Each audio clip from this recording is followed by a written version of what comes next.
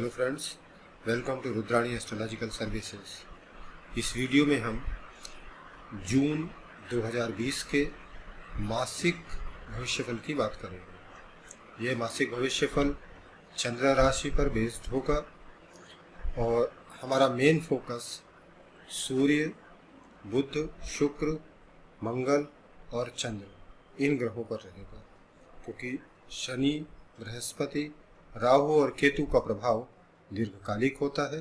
अतः इनके प्रभाव की चर्चा करना वार्षिक राशिफल में ही ज़्यादा उचित होता है। जून 2020 की ग्रह गोचरीय स्थिति की बात करें तो सूर्य 15 जून तक वृष राशि में रहेंगे, उसके बाद ये है मिथुन राशि में गोचर करेंगे। मंगल 18 जून तक कुंभ राशि में और उसके बाद मीन राशि में गोचर करेंगे।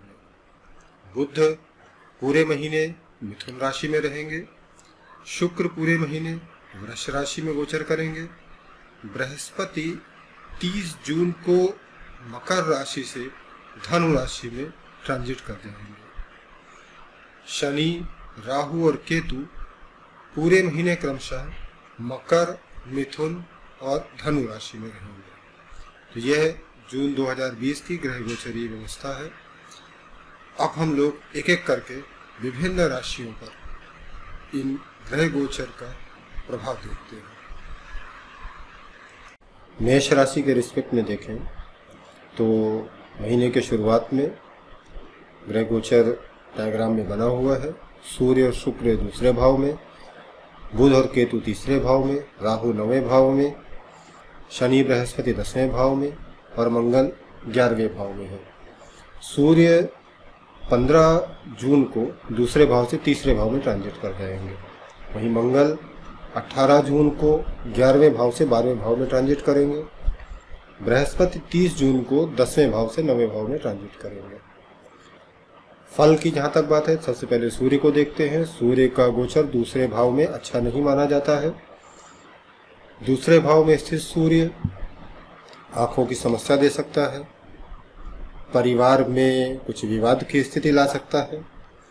सूर्य मेष राशि में क्योंकि 5वें भाव का स्वामी है और दूसरे भाव में स्थित है, तो यह जो परिवार में विवाद की स्थिति है, इसमें संतान पक्ष से भी विवाद हो सकता है, ऐसा ध्यान रखिए।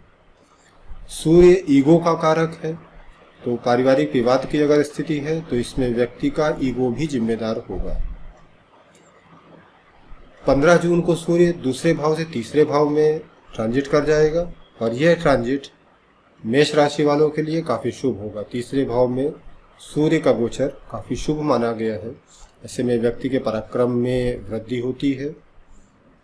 व्यक्ति अपनी सूझबूझ से जो निर्णय लेगा उन निर्णयों से उसको काफ़ी लाभ होगा। गवर्नमेंट से भी लाभ हो सकता है, ऐसे में अपने उच्चाधिकारियों से लाभ होगा।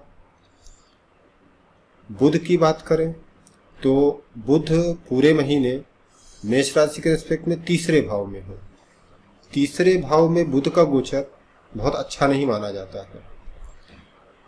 तीसरे भाव में बुध तीसरे छठे भाव का स्वामी होकर स्थित है। ऐसे में यह व्यर्थ की यात्राएं करा सकता है, व्यर्थ के विवाद करा सकता है, छोटे भाई बहनों से कुछ मनमुटाव की स्थिति ला सकता है।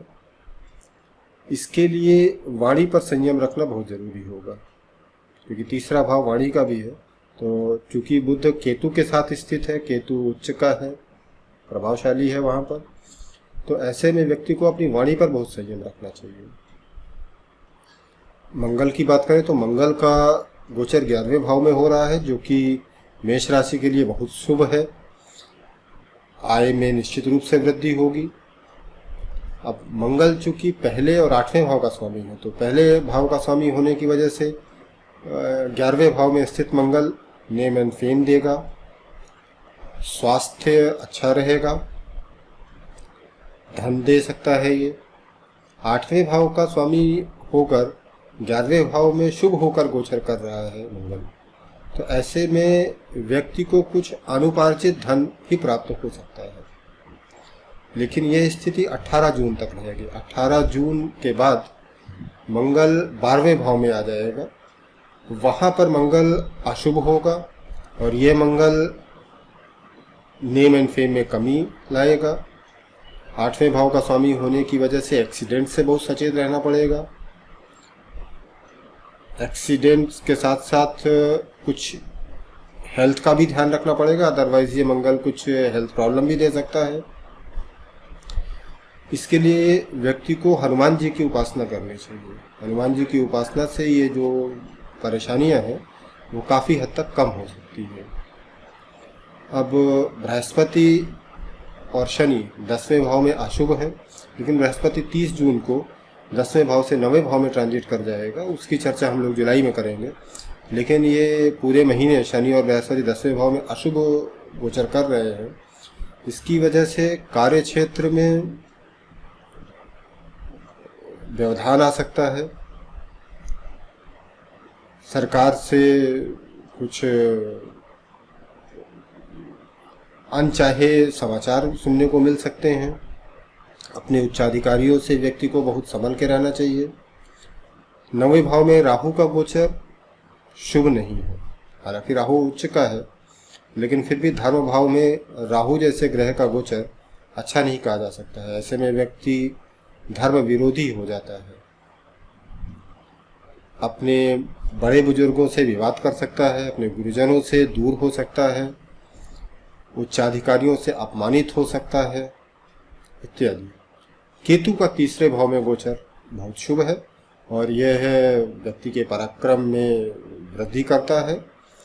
विपरीत परिस्थितियों में भी व्यक्ति साहस नहीं खोता है और अपने बुद्धि पराक्रम के बल पर विपरीत परिस्थितियों पर विजय प्राप्त करता है।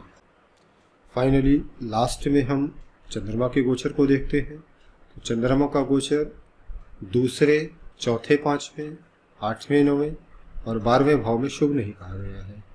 इनकी डेट्स और टाइमिंग डायग्राम में दी हुई है।